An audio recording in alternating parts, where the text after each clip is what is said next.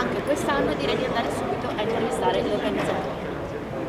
Sono Mario Carlo Baccaglini, l'organizzatore della Fiera Auto e Motodeco di Padova. Quest'anno siamo alla 37esima edizione, l'edizione più difficile che abbiamo mai riscontrato.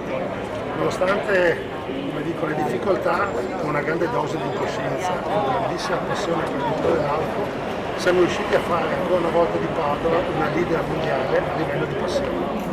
Qui dentro ci sono non solo delle mostre tematiche bellissime, uniche, come la mostra del Porsche, la mostra della ma soprattutto c'è la dimostrazione di quanto la gente ama l'auto d'epoca, di quanto la gente è disposta pur di venire a vedere a fare delle cose incredibili, perché avevamo gente in fila dalle 7 pur di entrare.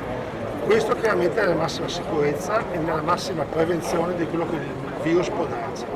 Comunque anche quest'anno siamo riusciti a fare una manifestazione di una qualità altissima e invito tutti a venire a vederla perché penso che queste cose non si vedranno molto spesso. Sì, perché questa, dicevamo, rimarrà nella storia perché è un'edizione che è stata così faticosa da organizzare, ma alla fine non solo ce l'abbiamo fatta, ma vedrete il livello di questa edizione come sempre è veramente altissimo, quindi un livello di auto straordinarie, che si tratti, non lo so, dell'infilata che vedrete appena entrate di Porsche da competizione, dalla 550 della Targa Florio del 56 alle ultime della 24 ore di Le Mans del 70.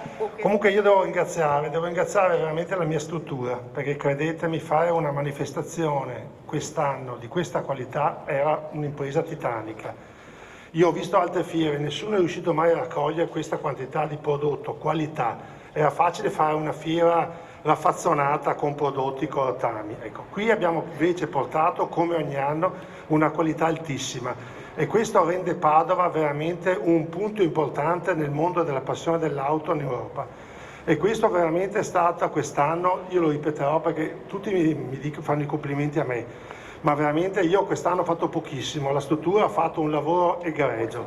Perché qui c'è, come vedrete, non sono soltanto auto storiche, ma qui c'è tutta la culla del design italiano in particolare, ma anche del design internazionale. Ci sono auto che hanno fatto veramente la storia delle case automobilistiche, hanno determinato il successo di queste case automobilistiche e quindi come tali hanno un valore che io continuo a sostenere sia anche di tipo culturale. Sì. Automoto d'epoca ovviamente è uno dei grandi eventi internazionali che rende grande Padova nel mondo, quindi io passo la parola al vice sindaco Andrea Michalizzi.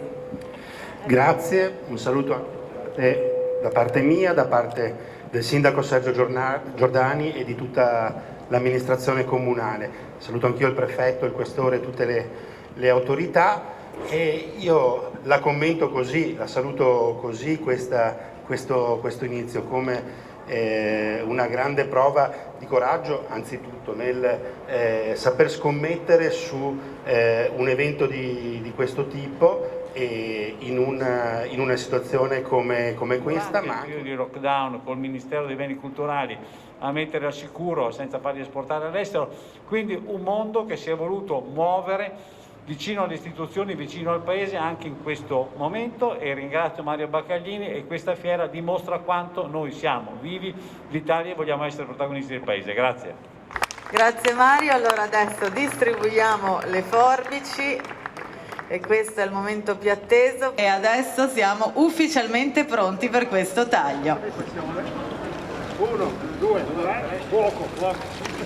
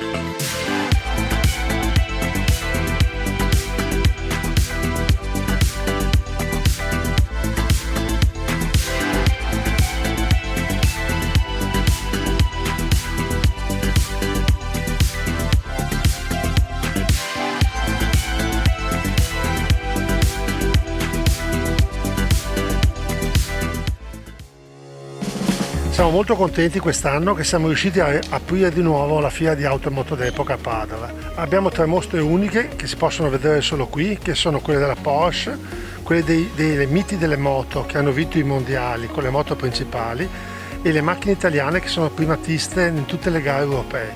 Penso che sia un appuntamento irripetibile per tutti gli appassionati d'auto che vogliono vedere, assaporare e annusare il vero valore dell'auto.